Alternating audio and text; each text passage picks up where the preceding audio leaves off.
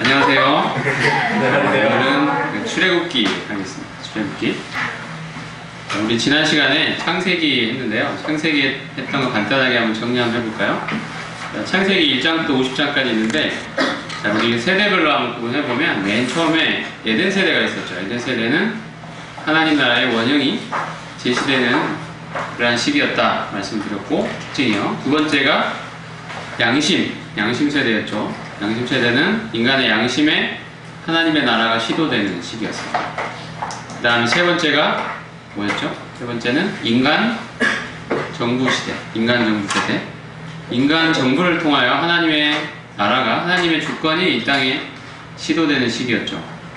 그리고 자, 창세기 이제 12장부터 아브라함이 부름을 받으면서 시작되는 그 장면이 족장 세대의 시작이었습니다. 족장 세대의 특징이 뭐였죠? 이제 하나님께서 친히 이스라엘이라는 국가를 통해서 하나님의 나라를 시도하시기 위해서 민족, 그 백성을 만드는 그런 시기라고 할 수 있습니다. 족장 세대. 그래서 이제 요셉을 먼저 애굽에 보내시고 야곱의 식구들이, 가족들이 전부 다 애굽으로 건너가서 그 후손들이 애굽에서 이제 번성함으로 말미암아 이제 하나님의 나라인 이스라엘을 세울 수 있는 그 백성들이 준비되는 시기가 족장 세대였습니다. 이제 창세기 끝나고 출애굽기로 오면 바로 그 장면부터 시작이 되는 것입니다. 이제 창세기 50장 이후에 400년이 지나고 출애굽기가 시작되는데, 이 400년의 기간 동안 200만에 가까운 아주 큰 인구로 이스라엘 백성들이 불어나게 됐습니다.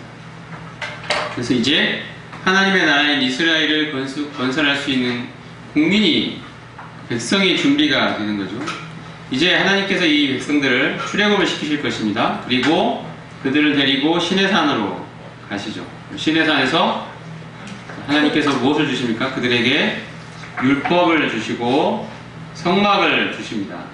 이 율법과 성막은 율법은 하나님의 주권이 담겨있는 하나님의 법이고요. 성막은 주권자 하나님이 이 백성 가운데 임재하신다는 사실을 보여주는 그런 것이었습니다. 그래서 이제 출애굽기 이야기는 뭐냐? 한마디로 이제 국민이 만들어졌고 이제 하나님의 주권이 그 백성 가운데 세워지는 것이라고 말할 수 있습니다. 하나님의 나라를 향하여 한 발짝 한 발짝 나가고 있는 거죠.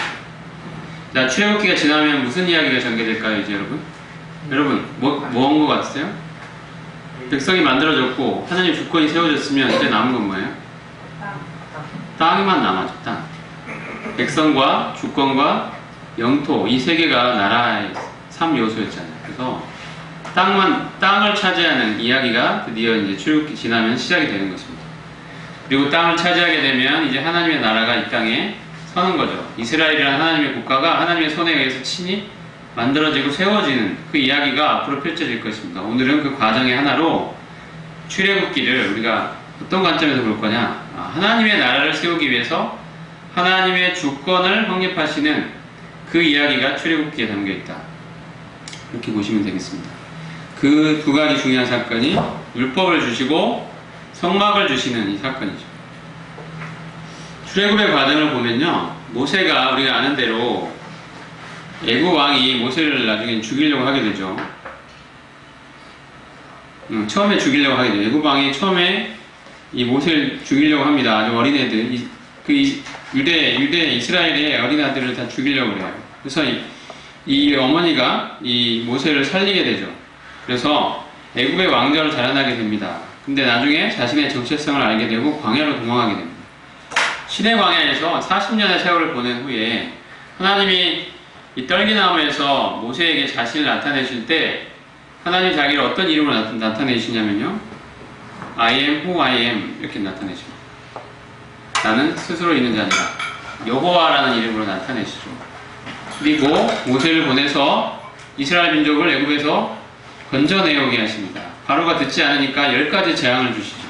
10가지 재앙을 통해서 이스라엘 민족이 이제 경험하는 것입니다. 그들이 애굽에서 종살이를 굉장히 오랫동안 했잖아요. 400년이 넘는 세월 동안. 그래서 하나님이라는 존재, 하나님이라는 개념, 이것들이 그들의 뇌리에서 잊혀져 가고 있었던 때입니다. 하나님이 이 10가지 재앙을 통하여 하나님이 정말 살아계시는구나. 그리고 하나님이 이 애굽을 심판하시는구나. 이것을 살아서 경험할 수 있도록 해주시는 것입니다. 하나님이 어떤 분이신지를 민족적으로 경험하게 해주는 사건입니다. 특별히 10번째 재앙이 중요하죠. 그 장자들을 모두 죽이는 재앙입니다. 이스라엘 민족의 지배는 운설주와 인방에, 양 기둥과 그 가로막대에 해당되는 인방에 뭘 바르게 하시죠? 하나님이? 양의 피를 바르게 하시죠. 그래서 그날 밤에 죽음의 사자가 애굽 온 지역을 지나갈 때 피가 발려진 집은 그냥 넘어갔죠. 유월했다는 말이 넘어갔다는 뜻이에요. 그래서 이 유월절의 기원이 여기서 나오잖아요. 죽음의 사자가 그 집을 넘어갔다. 그래서 유월절이 나오는 것입니다. 유월했다 해서 유월절입니다. 어쨌든 이런 유월절을 경험하게 하시고, 자 이제 드디어 바로가 장자를 잃고 이스라엘 백성들을 풀어주게 됩니다. 그래서 모세가 이들을 이끌고 홍해를 건너게 되죠. 일단 유월절 사건은 이스라엘이 가진 정체성을 규명하는 사건이었습니다.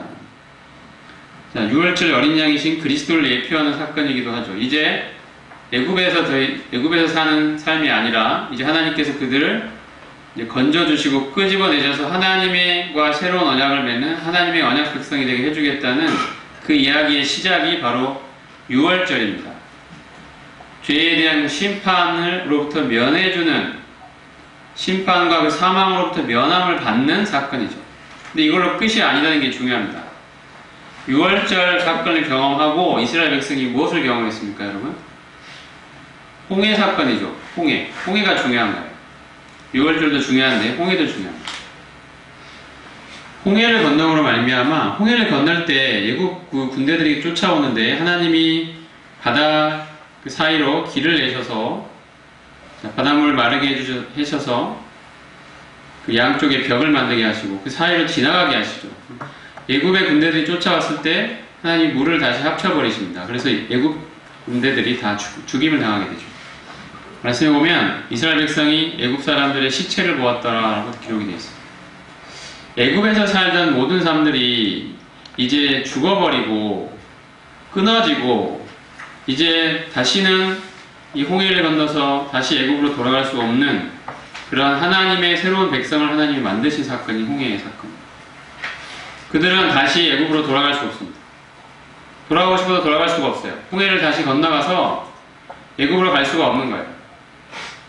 홍해는 우리에게 어떤 의미를 갖습니까? 오늘날 우리에게는 바로 우리 옛사람이 그리스도와 함께 죽고 이제 다시 그분의 부활과 연합하여 새 사람을 살아나는 이 침례의 의미를 그대로 보여주는 사건이 홍해입니다. 우리도 전에는 애국 같은 이 세상에서 죄의 종노릇하며 살았지만 이제는 하나님이 그리스도와 연합하여 함께 죄에 대해 죽게 하시고 이제 그분의 부활과 연합하여 이제 새 생명을 가진 새 사람으로 살아나게 하셔서 이제 더 이상 죄의 종노릇하던 세상에서 살던 그 내가 아닌 하나님의 백성, 하나님의 주권을 인정하고 살아가는 하나님의 새로운 백성으로 만들어 주신 것입니다. 이것이 홍해가 우리에게 보여주는 영적인 의미라고 생각이 됩니다. 어쨌든 당시의 이스라엘 백성에게도 이 홍해는 애굽에서 노예 생활하던 그 종살이하던 그런 백성이 아니라, 그런 사람들이 아니라 이제 하나님의 주권을 인정하고 하나님의 나라를 건설할 하나님과 새로운 언약 가운데 들어가는 이 새로운 백성을 만드신 사건이 바로 홍해라고 할 수 있습니다. 홍해는 그렇게 그들을 바꿔내는 것입니다. 이것이 하나님이 홍해를 허락하신 이유입니다. 하나님의 이 기적적인 개입을 통해서 그들이 하나님이 어떻게 그들을 만드셨는가를 그들로 하여금 체험하게 하시는 사건이죠. 그들은 이 홍해를 건넌 후에요. 마라에 쓴 물이 단물로 변하는 것을 경험하기도 했고 신광야에서 만나와 메추라기를 먹기도 했죠. 그리고 르비딤에서는 반석에서 물이 나는 것을 경험하고 또 아말렉과 싸웠던 이야기가 나와 있습니다. 그리고 모세가 장인을 만나서 이 수많은 이 이스라엘 백성들을 어떻게 다스릴 것인지에 대해서 조언을 얻게 됩니다. 그리고 나서 출애굽의 1차 목적지인 시내산에 이르게 됩니다. 2차 목적지가 어디라고요? 바로 시내산입니다. 이제 시내산에서 율법과 성막을 받게 되죠. 그 지도를 보면은, 그 위에 지도를 보면요, 이게 전통적으로 그 시내산이 그 시내반도 끝에 있는, 시나이 반도 끝에 자발 무사산이라는 산이 있는데, 그 산이 성경에 나오는 시내산일 것이다 라는 기존의 전통적인 견해를 반영한 지도입니다. 라암셋에서 출발해서, 보이시죠? 라암셋, 나일강 삼각주에 있는 라암셋 출발해서, 자, 홍해를 건너고요. 홍해가 조그만한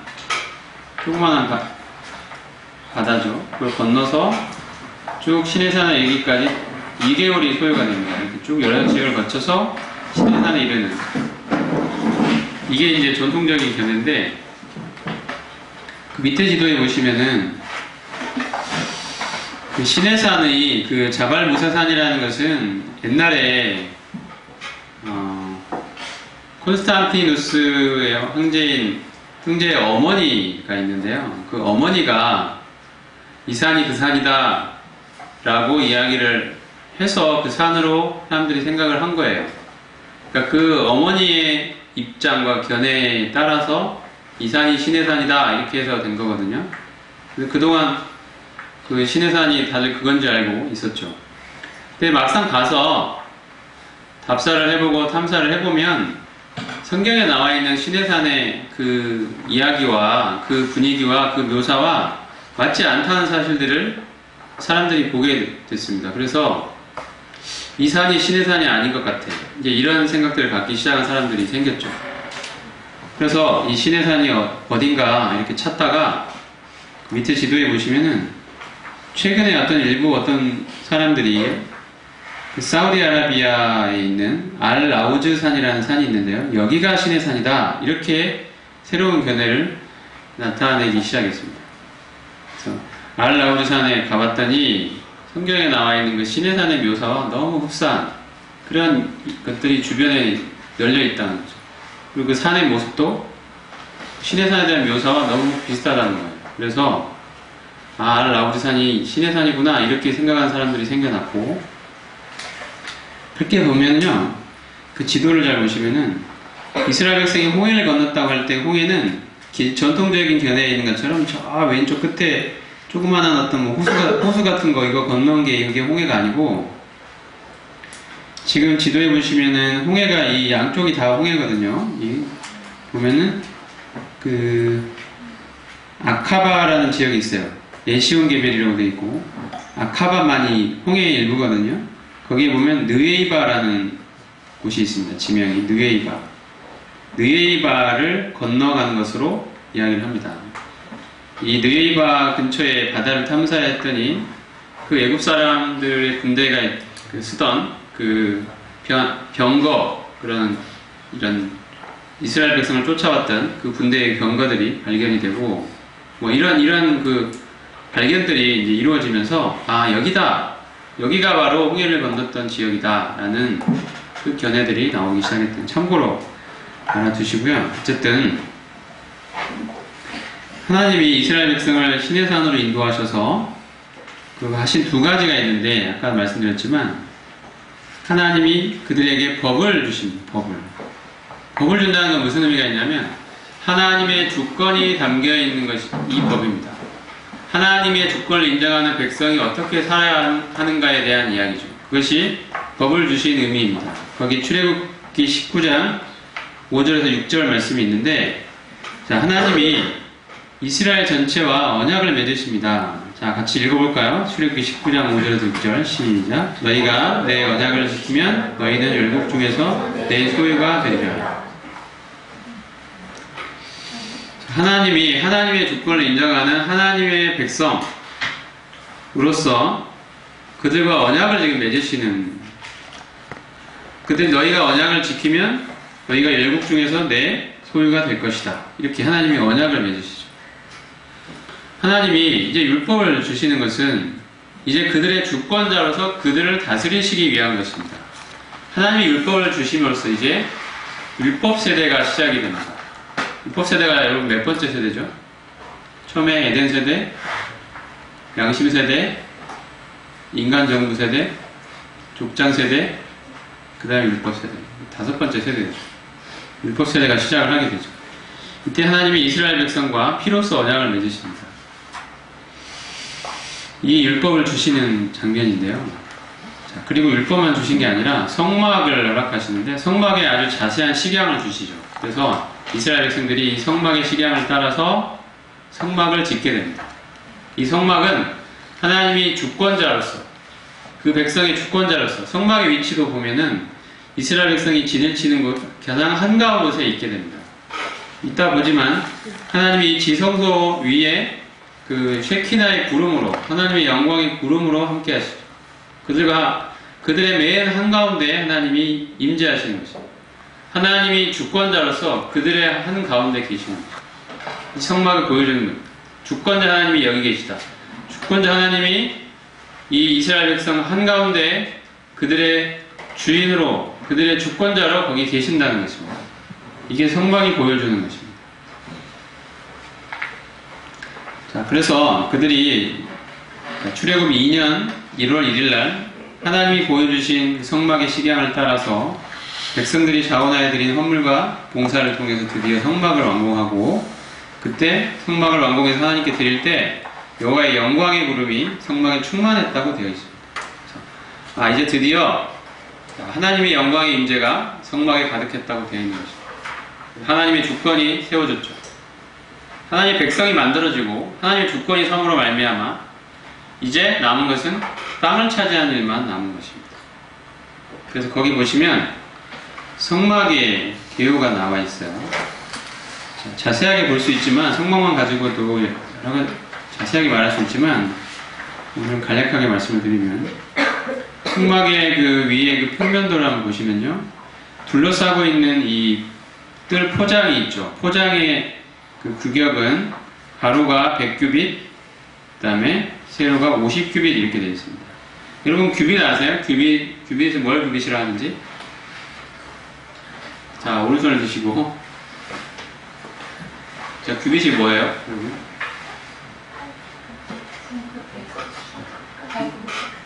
여기 손가락 끝에서 팔꿈치 끝까지, 이게 한 규빗이죠.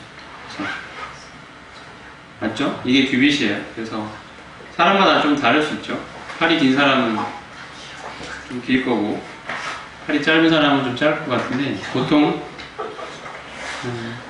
45cm 정도. 누가 제일 길어요? 여기요. 엄청 길어요.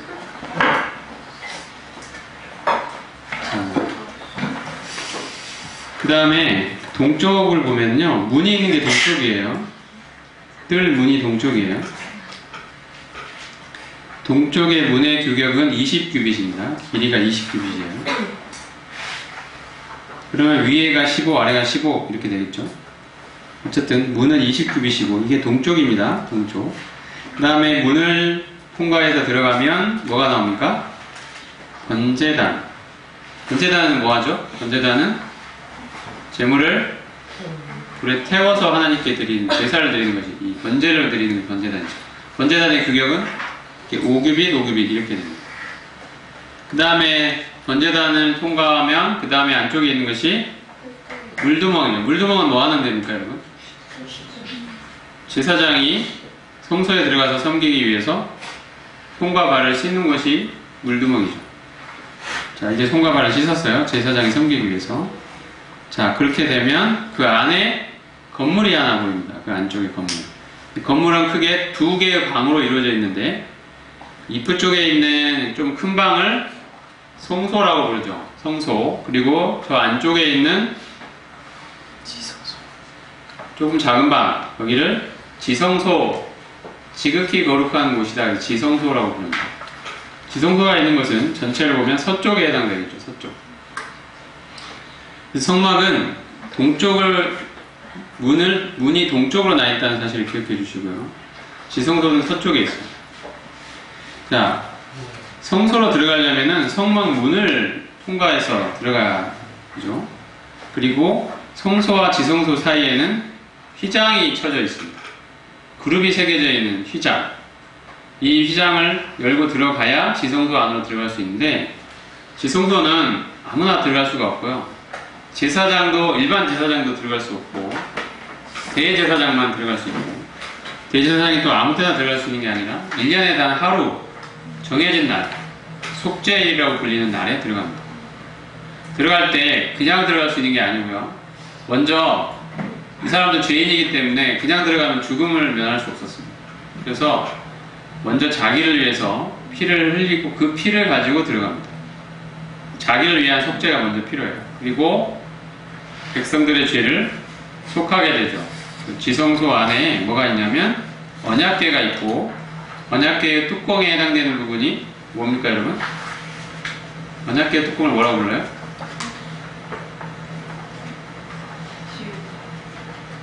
뭐라고 불러요 여러분? 언약궤 뚜껑. 뚜껑을 아는 분이 한 명도 없지. 속죄소라고 그러죠. 속죄소. 네. 자, 언약궤 뚜껑인 속죄소에다가 대제사장이 그날 피를 뿌리게 됩니다. 그래서 언약궤 안에는 율법의 돌판이 들어있기 때문에 우리는 율법이 우리를 죄인으로 정죄를 하지만 그 위에 뚜껑에 해당되는 속죄소에 제물의 피가 뿌려지죠. 그래서 하나님이 우리를 보실 때 피가 이 죄를 덮게 됩니다. 그래서 이 속죄일이라는 이름의 뜻 자체가 덮는 날이라는 뜻입니다. 덮음의 날. 죄가 가려지는 날입니다. 우리가 속죄받는다는 개념은 우리의 죄가 없어진다는 개념이 아니고요. 죄는 있지만 죄가 덮어지는 거죠. 죄가 이렇게 가려지는 것입니다. 우리가 이제 우리가 벽에다가 낙서를 막 하고 더럽게 막 해놨는데 거기다가 우리가 하얀색으로 페인트 칠을 쫙 하면 어떻게 되죠? 깨끗하게 되죠. 이런 의미거든요. 속죄라는 말은. 그 안에 더러운 낙서나 이런 것들이 없어진 게 아니에요. 그건 있어요. 하지만 그 위에 하얗게 페인트 칠이 되면서 우리가 볼 때는 죄가 보이지 않는 거예요. 깨끗하게 가려지게 되죠. 이게 속죄받았다는 그 뜻입니다. 자, 어쨌든 그래서 죄가 없는 것처럼 보이게 된다는 거죠. 자, 이런 일을 지성소에서 하게 되는데요. 속죄소 위에 피를 뿌려가지고 피가 죄를 가리게 되는 이 일이 일어납니다. 자, 성막문을 먼저 보면은, 자, 성막이 갖는 영적인 의미를 살펴볼 때 이제 성막문을 먼저 볼 수 있는데, 주님이 뭐라고 하셨죠? 요한복음 10장 9절에서 같이 읽겠습니다. 시작. 내가 문이니 누구든지 나로 말미암아 들어가면 구원을 얻는다.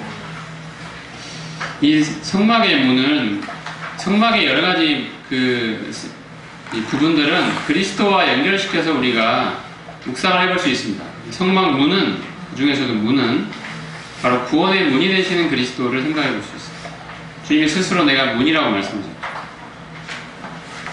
그래서 이 성막 바깥에는 죄인이 있게 되죠.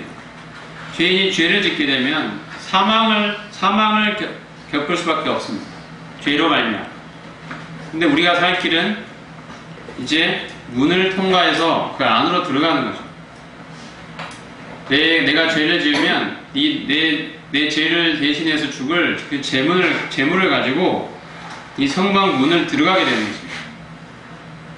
성막문에 들어가야 그 안에 구원이 있습니다. 이 성막문 밖에서는 구원이 없어요. 그래서 이 문이 바로 그리스도, 구원의 문이 되신 그리스도를 나타냅니다.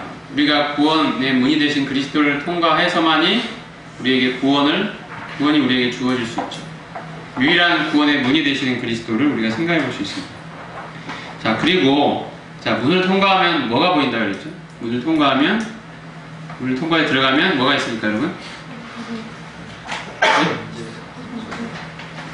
네? 뭐가 있어요? 번제단이 있죠, 번제단. 번제단에서 뭘 합니까, 여러분? 말 그대로 번제를 드려요. 번제가 어떤 제사인지 아세요, 여러분? 번제는 기본적으로 그 재물의 모든 것을 다 태워서 드리는 제사. 이게 번제입니다. 예수님이 바로 우리를 위한 번제가 되셨죠. 제물을 하나님께 태워드리는, 나중에 이제 레위기하면 다섯 제사에 대해서 할 텐데, 어쨌든 기본적인 개념은 이 번제단에서 내 죄를 위해서 어떤 제물이 대신 드려지는 거예요. 그래서 이 제물을 하나님이 흠양하시고 바로 나의 죄를 속해 주시는 거죠. 그래서 이 속죄의 개념이 여기 들어있습니다. 예수님이 바로 우리를 위한 번제의 제물이 되셨어요. 그리고 예수님이 우리를 위한 속죄의 제물이 되셨죠. 나를 위해 대신 하나님께 태워서 드려지는 그 예수님의 모습을 우리 생각해 볼 수 있습니다. 예수님이 우리를 위한 희생 제물이 되셨습니다. 그리고 또 들어가면 뭐가 있죠? 물두멍이 있죠. 번제단에서 우리의 모든 죄가 다 사함받고 이제 하나님과 생명의 관계를 맺게 된 우리가 하나님과 더 깊은 친교를 나누기 위해서 바로 이 성소 안으로 들어갈 때 우리는 물두멍에서 씻어야 됩니다. 우리가 구원받은 성도들이 하나님과의 깊은 친교를, 그 사귐을 위해서 나아가기 위해서는 말씀으로 정결해질 필요가 있습니다. 그냥 세상에서 이렇게 묻은 그 때를 가지고 때 묻은 마음으로 하나님께 나아갈 수 없죠. 세상에서 이 영향을 받은 이 죄의 마음으로 하나님께 그냥 나아갈 수가 없습니다. 그래서 이 말씀으로 정결함을 받고 하나님과 깊은 친교를 위해서 나아가는 모습을 물두멍이 보여줍니다. 자, 이제 물두멍에서 씻었습니다. 이제 하나님과의 더 깊은 친교를 위해 나아가기 위해 성소로 들어가는 거예요. 성소 안에는 세 가지가 중요한 것이 있는데, 들어가자마자 오른쪽에는 뭐가 있습니까, 여러분? 떡상이 있어요. 떡상. 12덩어리의 떡이 놓여있는 떡상이 있습니다. 12덩어리는 12지파를 의미하죠. 이 떡은, 떡상에 놓여있는 떡은 생명의 떡이 되시는 예수 그리스도를 나타냅니다. 그리고 이제 그 지성소를 들어가기 위해서 가로막고 있는 그 휘장, 그 휘장 바로 앞에는 뭐가 있냐면 금향단이 있습니다. 금향단. 금으로 된 향단, 향을 피우는 향단이 있습니다. 이 향이 하늘로 올라가는 이 모습은 우리를 향한 그리스도의 중보사역을 의미합니다. 예수님이 우리를 위해서 지금도 기도하고 계시는 모습입니다. 이 향이 하늘로 올라가는 것처럼 그리스도의 기도가 우리를 위해서 드려지고 있는 것입니다. 예수님이 지금도 우리를 위하여 간구하고 계시다고 말씀이 되어 있습니다. 연약한 우리를 위해서 예수님이 간구하십니다. 이게 금향단이 보여주는 거고요. 그 다음에 금등대가 있는데, 성소에 들어가서 왼쪽, 즉 방향으로 하면 어느 쪽입니까? 동서남북 중에 금등대가 있는 쪽이 남쪽이죠. 떡상이 있는 쪽이 북쪽이 되고, 금향단이 있는 쪽이 서쪽이죠. 남쪽에 금등대가 있습니다. 여러분, 이 성소 안에는 잘 보시면 창문이 없어요. 들어가면은 만약에 금등대가 없다면 아주 캄캄한 곳이에요. 그 자연의 빛이 이 안에 들어오지 못해요. 오직 이 어둠을 밝히는 것은 금등대 뿐입니다. 이게 바로 생명의 빛이 되시는 예수 그리스도를 의미합니다. 우리는 이 빛을 통해서만이 하나님께 속한 진리를 밝히 볼 수 있는 거죠. 자연의 빛으로는 하나님 것을 알 수가 없어요. 우리가 이 인간의 지혜나 이런 것을 통해서 하나님께 속한 영적인 진리를 깨달을 수가 없습니다. 오직 우리의 생명의 빛이 되시는 예수 그리스도를 통해서만이 하나님께 속한 진리들을 볼 수 있죠. 자, 그 다음에 아까 이야기했지만 지성소 앞에 휘장이 이렇게 쳐 있습니다. 휘장에는 그 그룹 천사들이 수놓아져 있죠. 그룹 천사는 항상 하나님의 임재가 있는 곳에 있었습니다. 우리가 알듯이 예수님이 십자가에 달리실 때 휘장이 위로부터 아래로 찢겨졌습니다. 하나님께 나아가는 새롭고 산 길을 열어주셨다 이렇게 되어 있죠.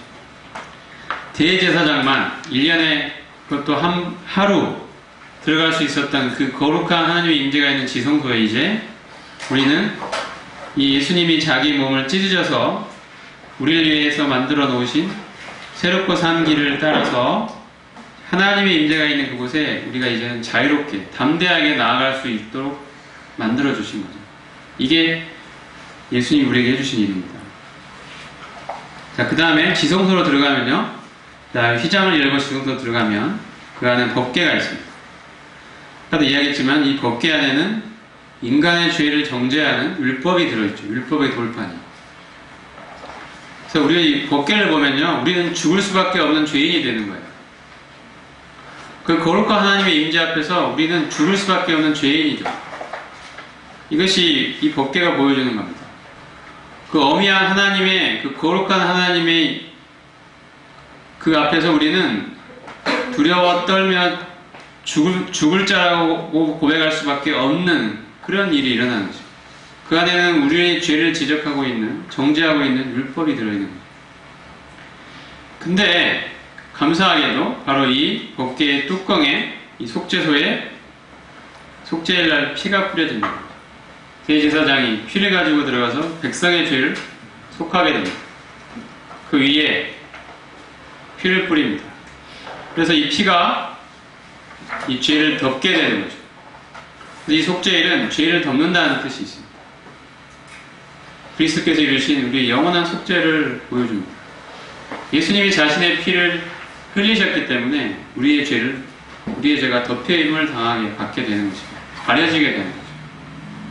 이 성막을 간단하게 봤는데, 어쨌든 이 성막은 그리스도를 나타내는 그런 부분들이 많습니다.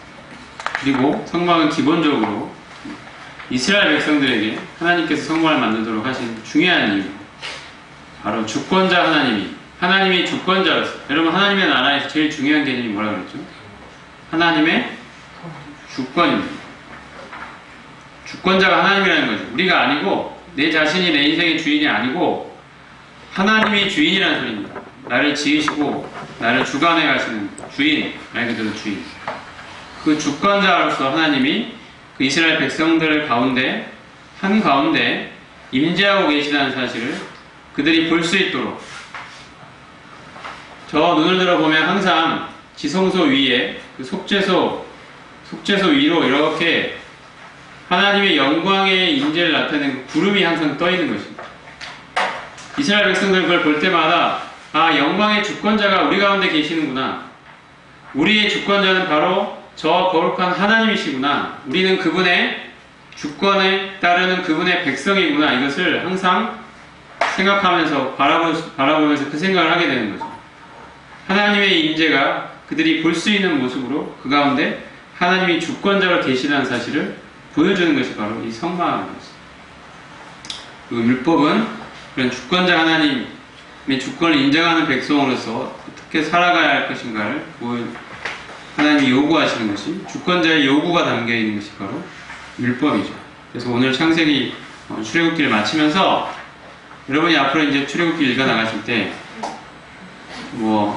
단순한 이렇게 재미있는 스토리로만 보실 게 아니라, 애굽에서 종살이하던, 세상에서 죄의 종노릇하던 그런 사람들을 하나님이 이제 유월절 사건과 홍해 사건을 통하여 그들과 분리시켜내시고 건져내셔서 이제 하나님의 주권을 인정하는 하나님의 새로운 백성을 지금 만드시고, 그 가운데 하나님의 주권을 보여주시는 율법과 성막을 나타내시는 이 의미를 생각하시면서 출애굽기를 읽으시면 좋을 것 같습니다.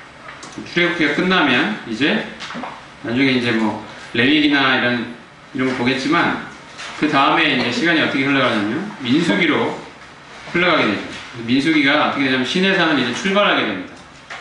이제 가나안 땅을 정복하러 가는 거죠. 이제 하나님의 나라를 건설하기 위해 모든 준비가, 땅만 차지하면 모든 준비가 이제 끝나고 드디어 하나님의 나라가 서는 것입니다. 자, 그 일이 앞으로 펼쳐질 것입니다. 기도하고 마치겠습니다. 하나님, 전에 저희는 세상에서 죄의 종노릇하던 노예 생활을 하던 사람들이었습니다. 자신의 영광을 위해 살고 나의 꿈을 이루는 것이, 내가 원하는 그 인생대로 내가 주권자가 되어 살아가는 것이 참 인생의 목표였던 그런 사람들이었습니다. 이것이 세상이 흘러가는 방식이고 세상 사람들이 살아가는 방식입니다. 우리도 그 세상 가운데 속해 있던 사람들이었어요. 그런데 하나님께서 이스라엘 백성을 이 애굽에서 건져내셨듯이 이제 하나님께서 우리를 참 이제 이 자기가 주인 되어 살아가는 이 세상 가운데서 건져내셔서 하나님을 주권자로 인정하고 하나님의 주권에 복종하는 하나님 나라의 백성으로 삼아주신 사실을 기억할 때 참으로 감사를 드립니다.